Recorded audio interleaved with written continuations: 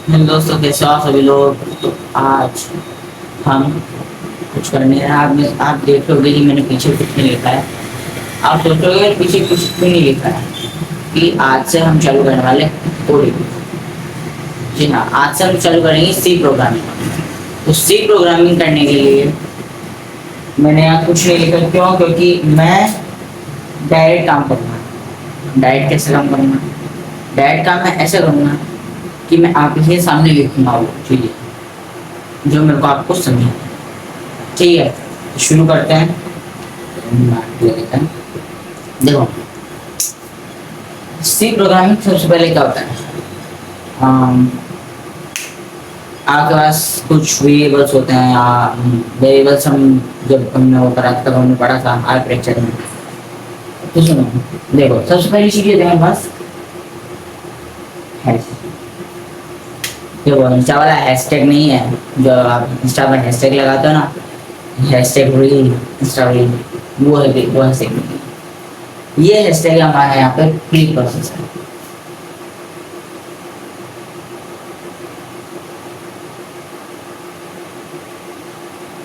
ये हमारे यहाँ पे प्री प्रोसेस है। ठीक है, ये। और अब आता है सेकंड। ये तो क्या अपना फर्स्ट, ये अपना प्री प्रोसेस है। सेकंड अपना इंक्लूड। इंक्लूड क्या होता है? ये होता है अपना इस फाइल को, मतलब किसी भी फाइल को लेने वाला। फाइल लेने वाला, ठीक है, फाइल लेने वाला।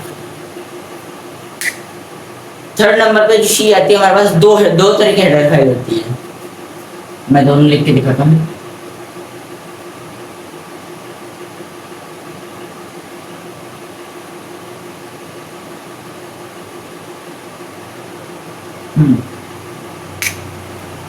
ये जो फर्स्ट वाली हमारी हेडर फाइल है, और ये, हाँ मैं आपको बता दूं, ये एच का मतलब होता है हेडर फाइल। ये एच का मतलब, डॉट एच का मतलब हेडर फाइल है। ये कौन सी हेडर फाइल है? ये अपने पास हेडर फाइल है, अपने पास stdio स्टैंडर्ड इनपुट आउटपुट। क्या? स्टैंडर्ड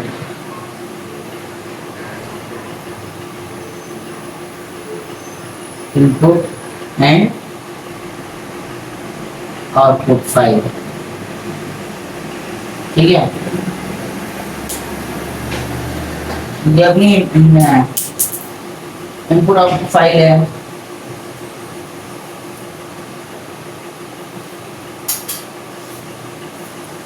सेकेंड अपनी कोनियो डॉट एच। अब ये कोनियो डॉट एच क्या है? ये है अपनी दूसरी हेडर फाइल, जिसको हम बोलते हैं कंसोल इनपुट आउटपुट। ठीक है, console input output header file. ये तो हो गया अपना मेन जो प्रॉपर्टी चीज होती है। मैं आपको लिख के दिखाता हूँ। अब जैसे कि इसको लिखते कैसे, वैसे लिखते हैं।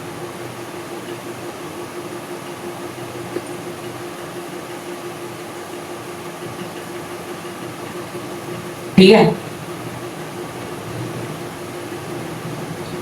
इसमें हर चीज छोटी आएगी, बड़ा कुछ भी नहीं आएगा। अगर आपने बड़ा लिख लिया तो वो मानेगा ही, बोलेगा ही नहीं इसको। ठीक है, अब ये दो चीजें मैंने आपको लिख दी। ठीक है, ये आपको, ये बात आपको समझ में आ गई होगी कि ये क्या है। कैसे का हमारा प्री प्रोसेसर हो गया। ठीक है, इंक्लूड इस फाइल को जो लेने वाला है, ये अपने हेडर फाइल है। ठीक है, अब जो आती है इसके नीचे मेन बात,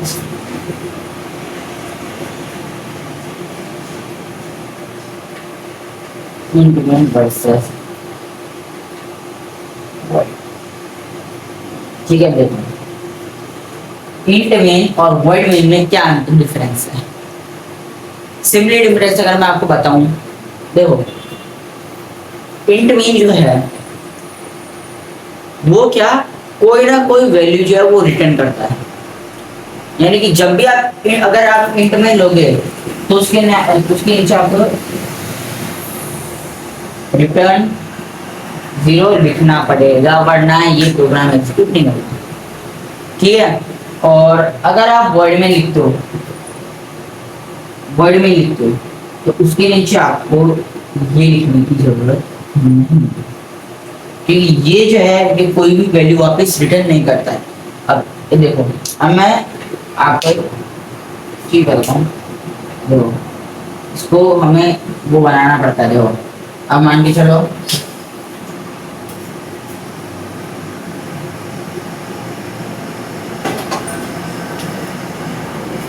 मैंने लिखा है यहाँ पे वॉइड में,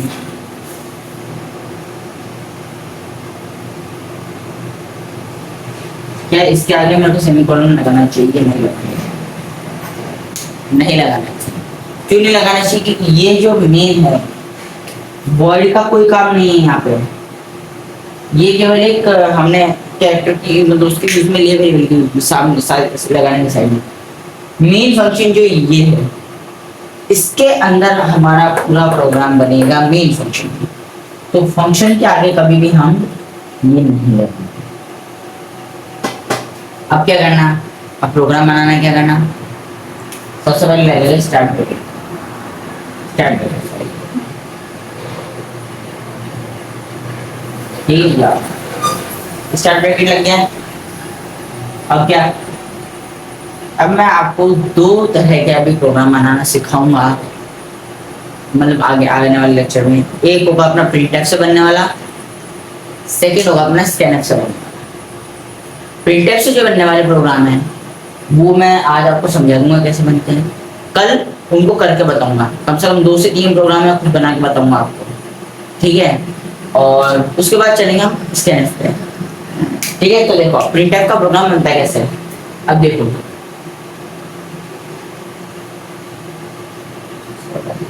ठीक है। अब देखो, अब हमने ये कर लिया, ठीक है। हमको क्या चाहिए, अब हमें प्रिंटफ से प्रोग्राम बनाना दे दिया, a प्लस बी करो।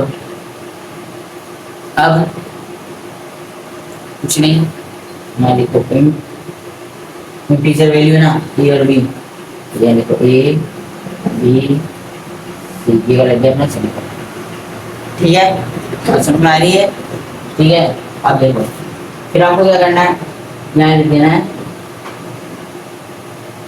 अब आप सोचोगे CLR SCR क्या है, CLR SCR का मतलब होता है क्लियर स्क्रीन। ये जो अपना फंक्शन है ये इसके अंदर आता है, कौन से फाइल के अंदर आता है, ये conio.h, ठीक है। फिर आ गया अपना फॉर्मूला, फॉर्मूला हो गया C बराबर a प्लस बी। फिर हो गया अपना प्रिंटफ, हम प्रिंटफ क्यों लगाते हैं, प्रिंट क्यों नहीं लगाते हैं,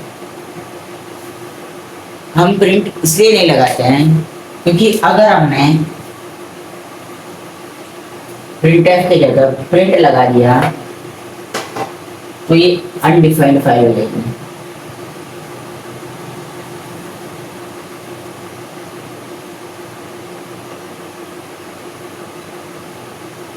क्या हो जाएगी, अनडिफाइंड फाइल, मतलब इस तरह की कोई फाइल एग्जिस्ट इसमें नहीं करती है सी प्रोग्रामिंग में, ठीक है।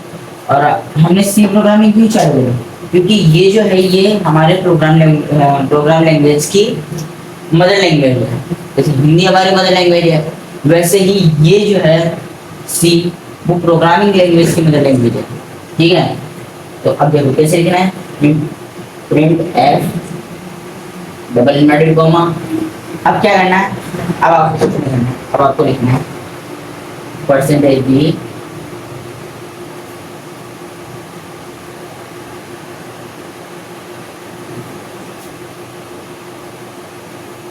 नहीं आएगा परसेंटेज डी पर सम लगाना भूलेंगे, सम परसेंटेज डी सेमीकोलन बंद सी ब्रैकेट बंद। ये बन गया अपना प्रोग्राम। अभी पूरा नहीं बना, अभी के लिए मैंने ये चीज लिखी है। अब देखो ये क्या चीज है, ये परसेंटेज डी क्यों लिखा मैंने, मैं परसेंटेज एस कुछ भी लिख सकता था, लेकिन परसेंटेज डी क्यों लिखा और ये परसेंटेज क्यों आया, देखो हम बताएं कि जब भी हमारे पास कोई इंटीजर वैल्यू होती है, कोई भी इंटीजर वैल्यू, तो उस टाइम हम लगाते हैं परसेंटेज डी। और जब भी हमारे पास फ्लोट फ्लोट वैल्यू होती है तो अपन लगाते हैं परसेंटेज, परसेंटेज एफ। क्या लगाता हम? Percentage F. फ्लोटिंग वैल्यू हमेशा डेसिमल में आती है 3.5, 2.9, 1.8 और इंटीजर सीधी आती है 8, 5, 9, 4, 2 कुछ नहीं। ठीक है, ठीक है। फ्लोटिंग वैल्यू आ गई, उसके लिए हम लगाएंगे परसेंटेज एफ। अभी हमारे पास कोई इंटीजर वैल्यू है, इंटीजर वैल्यू के लिए हमने लगाई। अब देखो सिंपली सी बात, अब हमको क्या करना है? अब हमको लगाना है इसमें गेट सी एच। अब गेट सी एच क्या काम करता है?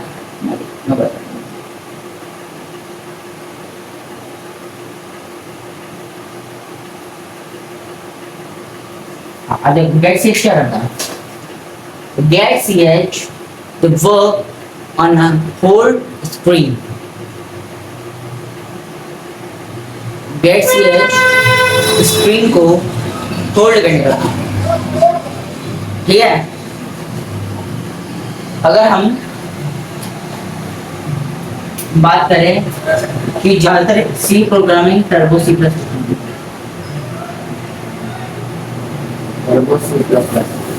में बनते ज्यादातर सी के प्रोग्राम, ये देव और वो होते हैं ना, उनमें हमारा वॉइड में सपोर्ट नहीं करता है और ये जो है ये स्टैंडर्ड में है, ठीक है। इसमें वहाँ पे इंट जो है वो सपोर्ट करता है। तो अगर आपको प्रोग्राम बनाना है तो आप टर्बो सी में बनाना, ठीक है।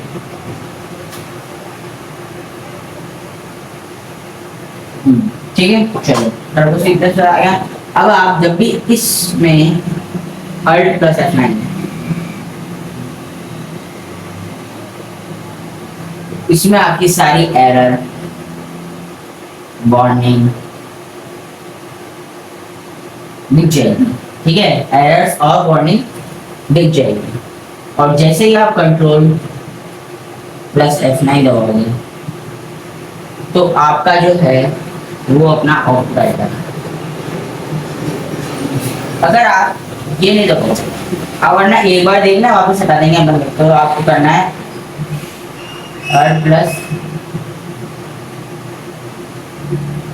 F5 प्लस F5 करना। उससे क्या होगा? आप जब तक इसको दबाए रखोगे तब तक होल्ड स्क्रीन रहेगी, ठीक है। और अगर आप ये लगा दोगे इससे भी होल्ड स्क्रीन रहेगी, ठीक है। अब मैं बता दूं क्या क्या लगाना जरूरी है, क्या आप हटा सकते हो। देखो अगर आपकी मर्जी हो तो आप इसको हटा सकते हो, ये स्क्रीन को। हाँ बस ये कि अगर आप इसे हटा दोगे जो प्रीवियस है वो मिटेगा नहीं। अब प्रीवियस कैसे नहीं मिटेगा? आप इसकी अगर स्क्रीनशॉट रख लेंगे, स्क्रीनशॉट ठीक है,